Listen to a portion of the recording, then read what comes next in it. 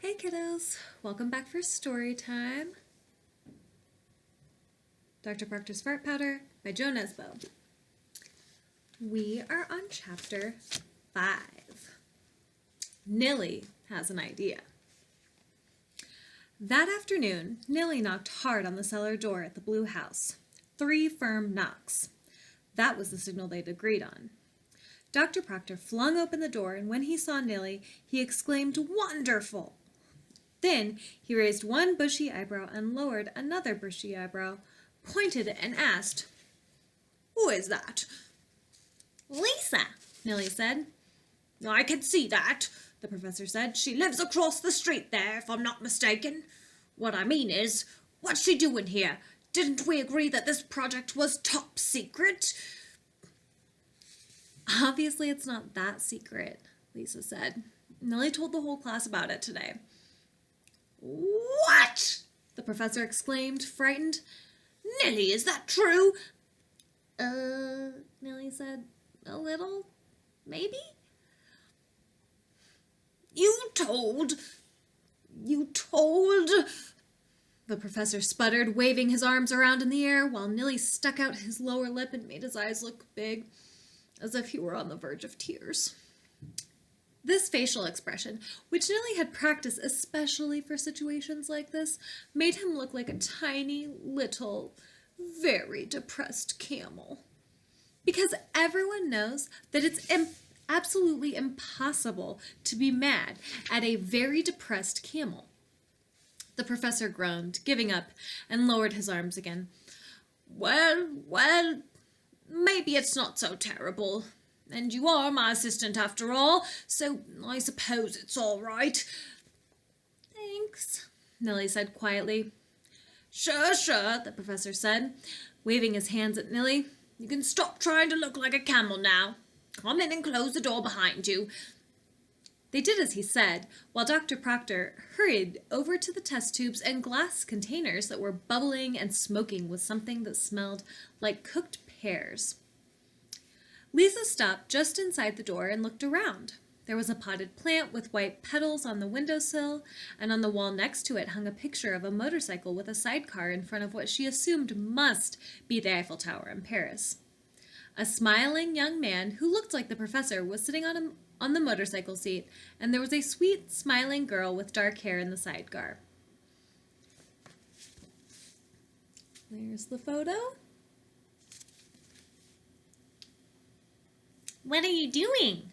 Nilly asked Dr. Proctor. "I'm perfecting the product," he said, stirring some mixture in a big barrel. "Something that ought to give it even more pep.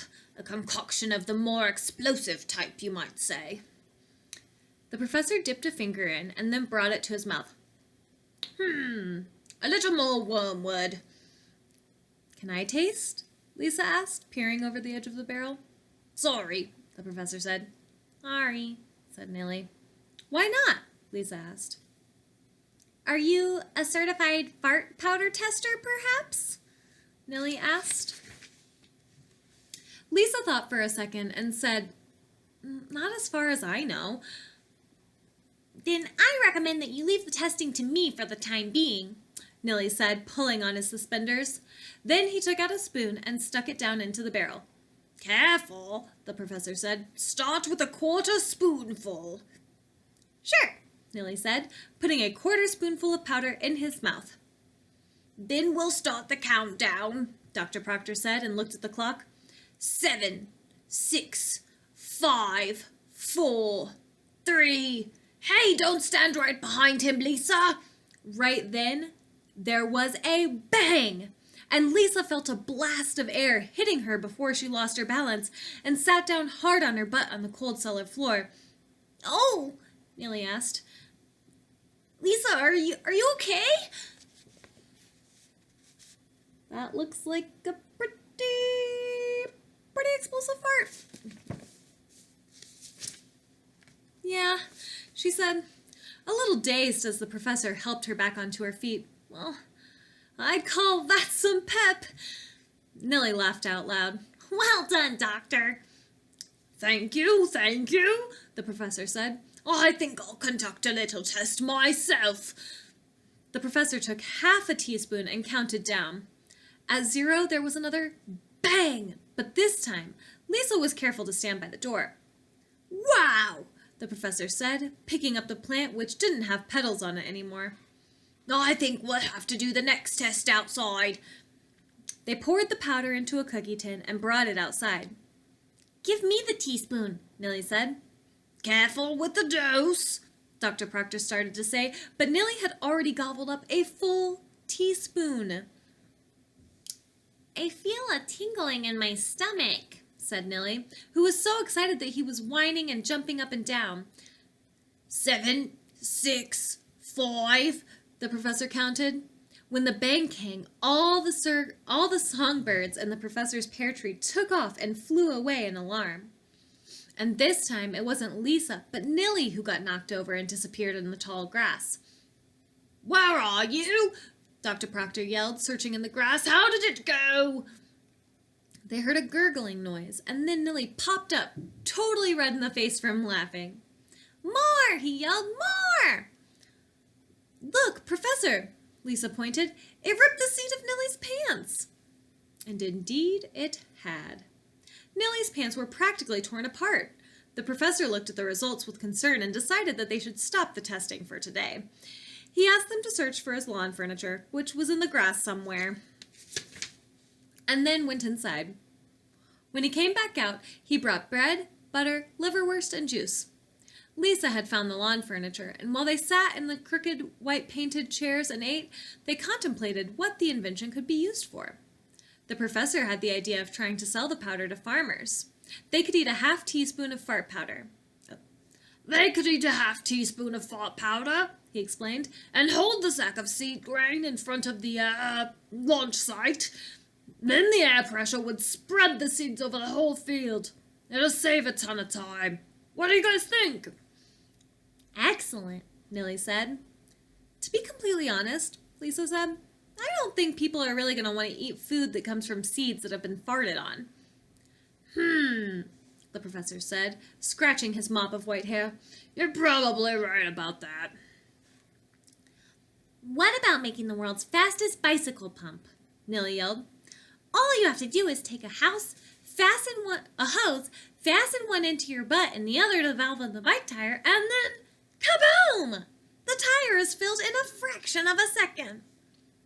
"Interesting," said the professor, stroking his goatee. "But I'm afraid it's the kaboom that's the problem. The tire's going to explode too." "What if we use the fart powder to dry hair?" Lisa suggested. "Oh, excuse me." Nilly and the professor looked at Lisa while she explained that the whole family could draw straws, everyone from the littlest to grandma, to see who would eat the fart powder after everyone had showered in the morning. And then everyone else could just stand behind that person. "Good idea," said the professor, "but who's gonna dry the farter's hair?" "And what if the blast knocks Grandma over and she breaks her hip?" Nilly said. They kept tossing out one suggestion after another, but all of the suggestions had some kind of annoying drawback or other. In the end, they were all sitting there quietly, chewing their sandwiches, when Nilly suddenly exclaimed, "I have it!" Lisa and Dr. Proctor looked at him without much enthusiasm, since this was the 4th time in only a couple of minutes that Nilly had said he had it, and so far he definitely hadn't had it. Nilly leaped up onto the table. "We could just use the powder for the same thing we've been using it for so far," he said.